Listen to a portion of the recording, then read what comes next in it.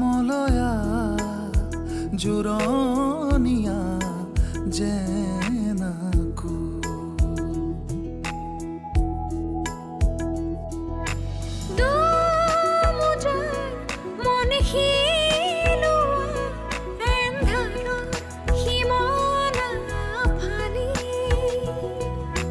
মৌনতাৰ ৰ'দ বিলোৱা সপোনৰ তুলিকা তুলি ধিমি ধিমি জ্বলে দহেচিয়া ৰাতি আউসীৰ জোনাক ধিমি ধিমি জ্বলে চকামকা চাকি আউসীৰ জোনাক। অৰুন্ধতী, তুমি থানাত? এৰা থানাৰ পৰা কালি ৰাতিয়ে খবৰটো পঠিয়ালে। খবৰটো পাই অৰুন্ধতী আনন্দতে থাকিবই পৰা নাই, সেয়েহে শুভেচ্ছা বাণী দিবলৈ আহিলে। ব'ল ভণ্টি, থানালৈ আহিছোৱে যেতিয়া সেইখন ঘৰৰ পৰা কিয় গুচি আহিলি তাৰ কাৰণে FIR এখন দি থৈ যাব লাগিব। পিছত ডিভোৰ্চৰ সময়ত কামত আহিব। মই কিন্তু আকৌ কওঁ, আপুনি বৰ্ণৱ চৌধুৰীৰ ওপৰত এখন FIR দিয়ক। মই তেতিয়াহে আপোনাক আপোনাৰ ন্যায়ৰ বাবে সহায় কৰিব পাৰিম। আৰু আপোনালোকে যদি আমাক সহায় নকৰে আমি অপৰাধীক এৰেষ্ট কৰিম কেনেকৈ? এতিয়াও আপুনি বৰ্ণৱ চৌধুৰীক ইমান বিশ্বাস কৰি আছে কিয়? নাজানো ছাৰ, কিন্তু মোৰ বোধেৰে এখেতে এদিন এই বদ অভ্যাসবোৰ এৰিব। অন্ততঃ এতিয়া মানুহে ক'ব পাৰিব যে চৌধুৰী বংশত কেৱল সৎ আৰু আদৰ্শৱান মানুহে নহয়, এজন চৰিত্ৰহীন আৰু অসৎ ব্যক্তিও থাকে। মই থানাত আছো। থানাত? কিয়? মানে কালি ৰাতি কিবা এটা প্ৰব্লেম হ'ল। শুনাচোন, তুমি তোমাৰ দেউতাক কৈ মোক ইয়াৰ পৰা উলিয়াব পাৰিবা নহয়? চৰি বৰ্ণৱ, মোৰ কিছুদিনৰ পৰা দেউতাৰ লগত মাতবোল বন্ধ হৈ আছে। কিন্তু কিয়? তুমি এবাৰ তোমাৰ দেউতাক কৈ চোৱাচোন। বেয়া নাপাবা, মই দেউতাক ক'ব নোৱাৰোঁ। তুমি আন কাৰোবাক ৰিকুৱেষ্ট কৰি চোৱাচোন। মোৰ ভণ্টিয়ে IC ছাৰৰ লগত কথা পাতি বৰ্ণৱক জামিনত লৈছে। অলপ দেৰি পিছতে বৰ্ণৱ গৈ ঘৰ পাবগৈ। ৰাতিটো চাগৈ আপোনাৰ বৰ্ণৱৰ চিন্তাত টোপনিয়ে নহ'ল নহয়। আপোনাৰ যি অৱস্থা মোৰ ভণ্টিৰো সেই একেই অৱস্থা। তাইও ৰাতিটো শুব পৰা নাই। ইমানখিনি কৰাৰ পিছতো নিজৰ স্বামী বুলি ভাবি তাই নিজৰ কৰ্তব্য কৰি গৈছে। সকলোৰে সেইখিনি মানসিকতা থকাটো খুবেই প্ৰয়োজন। এটা কথা ভাবিহে আচৰিত লাগিছে জেঠাই, মোৰ ভণ্টি বাৰু সহজ সৰল, এখন গৃহস্থী ধৰিব পৰা ক্ষমতা তাইৰ নাই, আৰু বৰ্ণৱৰ দৰে আধুনিকো নহয়। পিছে শ্ৰুতিটো তেনে নহয়, কিন্তু শ্ৰুতিয়ে বৰ্ণৱক কিয় সলাব নোৱাৰিলে? শ্ৰুতিৰ প্ৰেমত সেইখিনিও জোৰ নাইনে? শ্ৰুতিয়ে মানে বৰ্ণৱক অপৰাধী আৰু মদাহীহে সজালে। এতিয়া গম পাইছে নহয় জেঠাই, সেইখন ঘৰৰ কাৰণে কোন যোগ্য বোৱাৰী? মানুহৰ ৰং আৰু ধুনীয়া হ'লে এগৰাকী বোৱাৰী যোগ্য নহয়, যোগ্য হ'বলৈ হ'লে ধুনীয়া নহ'লেও হয়। হেল্ল' হেল্ল' হেল্ল' জেঠাই, লাজ পাই ফোনটো কাটি দিলে। জেঠাই ফোনটো কাটি দিলে, আৰু নাকাটিবনো কিয়? ক'বলৈ কিবা বাকী থাকিলেহে, সেইকাৰণে ফোনটোকে কাটি দিলে। আচলতে জেঠাইৰ গাত দোষ নাই বা। জেঠাই এখেতক খুব বিশ্বাস কৰে, কাৰণ এখেতক সৰুৰে পৰা নিজৰ ল'ৰাৰ দৰে ডাঙৰ কৰিছে। এখেতে যি কয় তাকেই শুদ্ধ বুলি ভাবে। এখেতে মোৰ বিষয়ে জেঠাইক বহুত কিবা কিবি লগাই জেঠাইৰ মনটোকে সলনি কৰি থৈছে। তথাপিতো মানুহক সমদৃষ্টিৰে চাব পৰা ক্ষমতাকণ থাকিব লাগে, আৰু এতিয়াতো গম পাইছে কোন ভাল কোন বেয়া। এনেকৈ নহ'ব বা, মই এখেতক সলনি কৰিবই লাগিব। এখেতৰ এই কাণ্ড কাৰখানাবোৰ দেখি ককাৰ আত্মাই হয়তো শান্তিয়ে পোৱা নাই। কিমান যে বিশ্বাস কৰিছিল এখেতক। কিন্তু তই বৰ্ণৱক কেনেকৈ সলনি কৰিবি? নাজানো, কিন্তু এখেতক সৎপথলৈ অনাটো মোৰ দায়িত্ব বা। তেতিয়াহে মই জীয়াই থকাৰ এটা কাৰণ বিচাৰি পাম। যেতিয়াই মোৰ ককাৰ কথা মনত পৰে তেতিয়াই মোৰ ভাৱ হয় যে মই ঘৰখনৰ সকলোৰে মনবোৰ সলনি কৰিব পৰা হয়। কিন্তু পিছ মুহূৰ্ততে মই থমকি ৰওঁ। ঘৰখনত কিছুমান ডাঙৰ বেমেজালি আছে বা। ককাই মোক কৈ গৈছে সেইবোৰ মই অকলে কেনেকৈ চম্ভালিম। এখেতে যদি মোক বুজি পালে হয় মই সেই বেমেজালিবোৰ সহজতে দূৰ কৰিব পাৰিলোঁ হয়।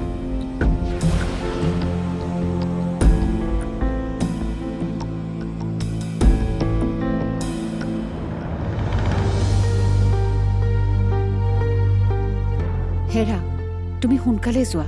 সি চাগে থানাত বৰ কষ্ট পাইছে। গৈছোঁ ৰ'বা।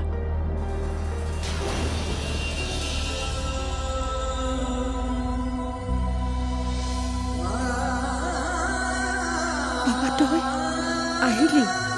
দাদু থানালৈ যাবলৈ ওলাইছিলে।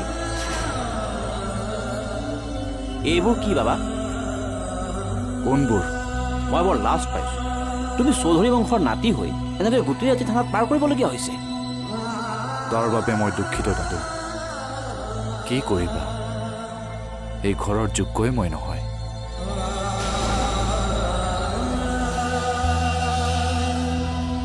মই তোমাক এনেকুৱা বুলি কেতিয়াও ভবা নাছিলোঁ।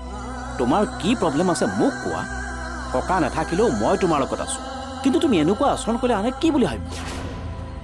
আজি তোমাৰ কাৰণে আন মানুহে ঘৰত আহি গোচৰ দি যাব লগা হৈছে।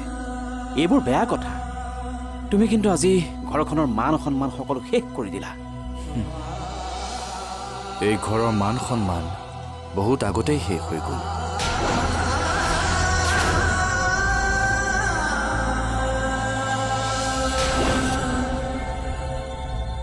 আচলতে মোৰ জীৱনৰ ওপৰত অনিচ্ছা আহিছে। জীৱনৰ ওপৰত অনিচ্ছা আহিলে মান সন্মানৰ প্ৰশ্নই নুঠে।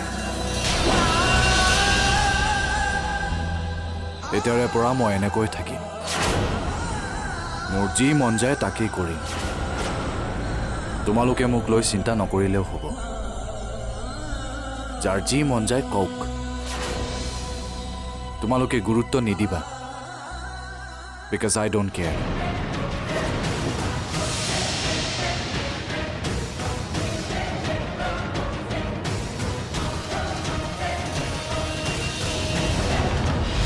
আমি দুয়ো একেখন নাৱৰে যাত্ৰী। এতিয়াও ন্যায়ৰ আশাতে এখেতে অন্যায়ৰ বিৰুদ্ধে যুঁজি আছে বা। মোৰনো কি? এখেতে মোতকৈ বেছি ডাঙৰ সংঘাতৰ সন্মুখীন হৈছে বা।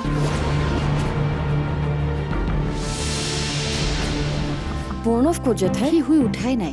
চোৱাচোন, এতিয়া 9 বাজিয়ে পাৰ হ'ল। মই বৰ্ণৱক লগ পাব লগা আছিল। মই বৰ্ণৱৰ ওচৰৰ পৰা আহোঁনে? যোৱা যোৱা।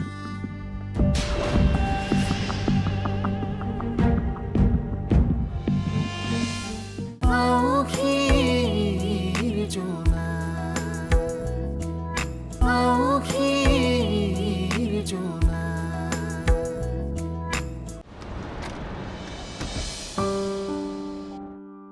আপুনি? মই ঠিক ধৰিব পৰা নাই। মই অনন্যা দুৱৰা, শ্ৰুতিৰ মাক।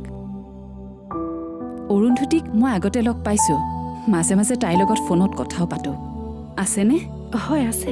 আপুনি বহকচোন, মই তাইক মাতি দিছোঁ। হয়।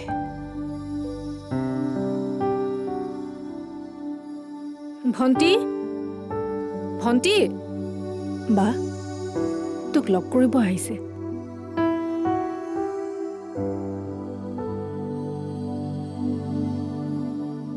আপুনি?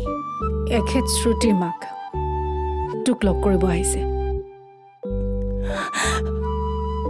আপুনি বেয়া নাপাব, মই আজিহে আপোনাক স্বচক্ষুৰে দেখিছোঁ। বা, তাৰমানে তুমি সুন্দৰকৈ দেখা পোৱা? ভগৱানৰ কৃপাত অপাৰেশ্যনৰ পাছত একো অসুবিধা হোৱা নাই। হওক, ভগৱানে যে তোমাৰ ওচৰত এইখিনি কৃপা কৰিছে। মই তোমাৰ অপাৰেশ্যনৰ খবৰ পাইছোঁ। এবাৰ তোমাক লগ পাবলৈ বৰ মন আছিল, সেয়ে গুচি আহিলোঁ। ভালেই কৰিলে। বা, মই আচলতে খুৰীক মাতি পঠাইছিলোঁ। এখেতক চাবলৈ মোৰ খুব মন আছিল আগতে লগ পাইছিলোঁ কিন্তু দেখাহে নাছিলোঁ এখেতে মোক জীৱনত বহুত সহায় কৰি থৈছে বা হয়তো এখেতৰ সাহসতে মই আজি ইমানখিনি পৰ্যায় পাইছোহি আমাৰ দুয়োৰে জীৱন দুটা এনেকুৱাই আমি দুয়ো একেখন নাৱৰে যাত্ৰী এতিয়াও ন্যায়ৰ আশাতে এখেতে অন্যায়ৰ বিৰুদ্ধে যুঁজি আছে বা মোৰনো কি এখেতে মোতকৈ বেছি ডাঙৰ সংঘাতৰ সন্মুখীন হৈছে বা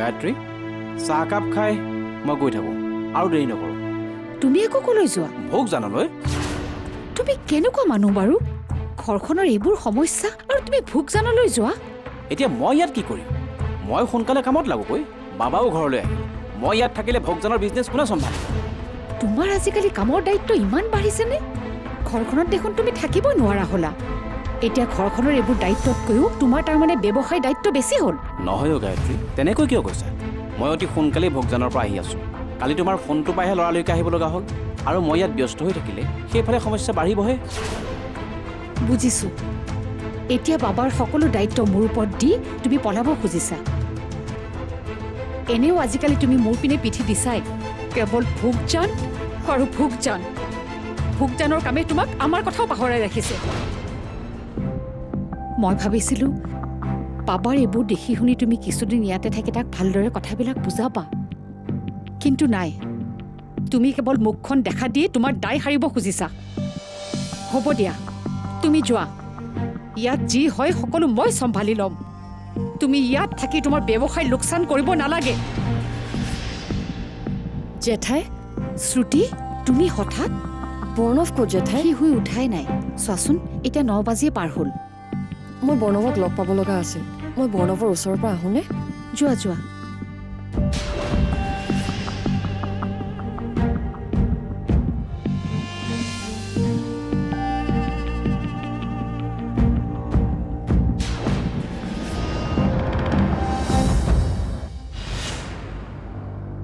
বৰ্ণৱ বৰ্ণৱ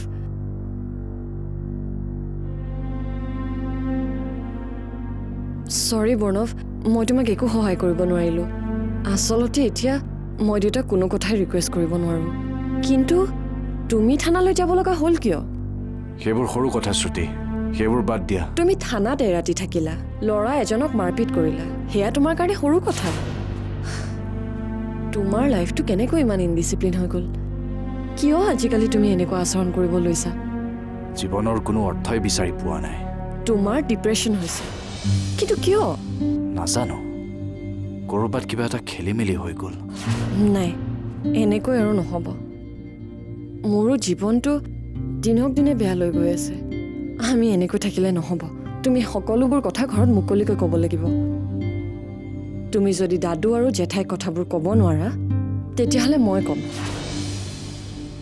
তুমি সোনকালে ফ্ৰেছ হৈ তললৈ আহা বৰ্ণৱে তাইৰ লগত এনেকুৱা কৰা বুলি শুনি মোৰ ধৈৰ্যৰ বান্ধ ছিঙি গৈছিল সেইকাৰণে মই তোমাৰ ককাৰ আগত সকলোবোৰ কথাই ক'লোঁ মোৰ কথাবোৰ শুনিয়ে হয়তো তেখেতৰ জীৱনকাল চমু চাপিছিল মাজে মাজে মোৰ অনুশোচনা হয় মই কথাবোৰ কৈ বেয়া কৰিলোঁ নেকি নহ'লে দেখোন মোৰ উপায় নাছিল গতিকে আপোনালোকে এটা ফাইনেল সিদ্ধান্ত লওক মই বৰ্ণৱৰ কাৰণে ৰৈ থাকিম নে নাথাকিম জীৱনটোত মোৰ কৰিবলগীয়া কাম বহুত আছে গতিকে আপোনালোকে সোনকালে সিদ্ধান্ত এটা দিব নহ'লে মই মুম্বাই উভতি যামগৈ জীৱনটো নতুনকৈ আৰম্ভ কৰিব লাগিব আউসীৰ জোনা আউসীৰ জোনা ভাবিলে কেতিয়াবা বৰ আচৰিত লাগে জীৱনটো ইমান জটিল হ'ল কেনেকৈ নিজৰ ছোৱালী নিজৰ স্বামী মোৰ বাবে কেনেকৈ ইমান অবিশ্বাসী হ'ল কেনেবাকৈ দুয়োকে সৎ পথলৈ আনিব পাৰিলেই হয়তো মোৰ এই ন্যায় যুদ্ধখনৰ অন্ত পৰিব মই আপোনাৰ সাহসক সন্মান জনাইছোঁ। আচলতে আপোনাক লগ পোৱাৰ পাছতহে এই ন্যায় অন্যায়ৰ যুঁজখনত মই যুঁজিবলৈ সাহস পাইছোঁ খুৰী। অৰুন্ধতীৰ অৱস্থাটোৰ কথা জানি কেতিয়াবা মোৰ বৰ দুখ লাগে। বৰ্ণৱে তাইৰ লগত এনেকুৱা কৰা বুলি শুনি মোৰ ধৈৰ্যৰ বান্ধ ছিঙি গৈছিল। সেইকাৰণে মই তোমাৰ ককাৰ আগত সকলোবোৰ কথাই ক'লোঁ। মোৰ কথাবোৰ শুনিয়ে হয়তো তেখেতৰ জীৱনকাল চমু চাপিছিল। মাজে মাজে মোৰ অনুশোচনা হয়, মই কথাবোৰ কৈ বেয়া কৰিলোঁ নেকি? নহ'লে দেখোন মোৰ উপায় নাছিল। কথাখিনি কোনোবা এজনে কোৱাৰ প্ৰয়োজন আছিল। মই ভাবোঁ আপুনি বেয়া কাম কৰা নাই। মোৰ যদি পাপো হৈছে, ভগৱানে মোক যি শাস্তি দিয়ে দিয়ক।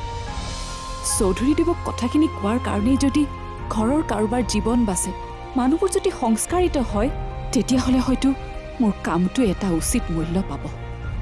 মোৰো অনুশোচনা নাইকিয়া হ'ব। আপুনি ঠিকেই কৈছে। পিছে এটা কথা, তোমাৰ এতিয়া দায়িত্ব বাঢ়িল অৰুন্ধতী।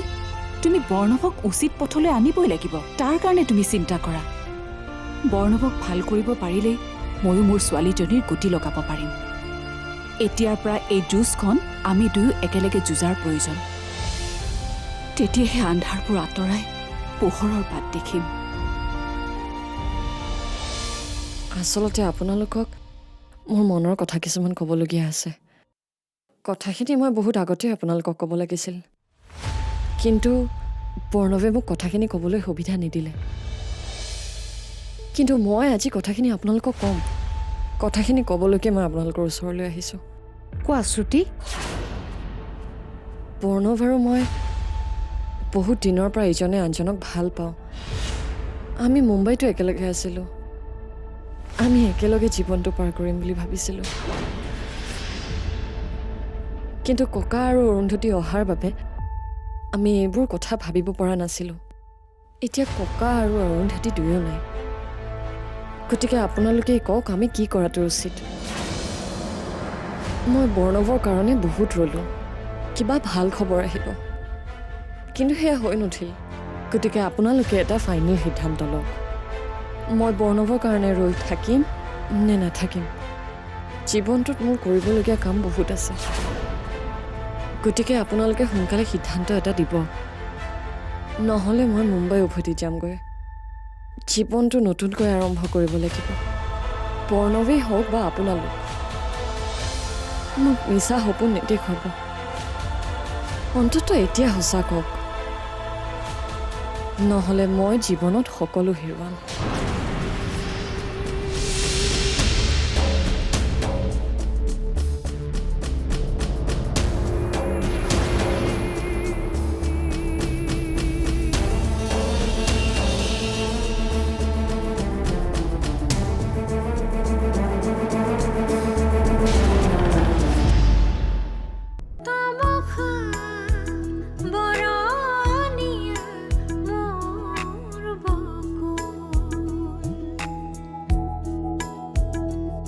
মলয়া জোৰণীয়া জেনাকু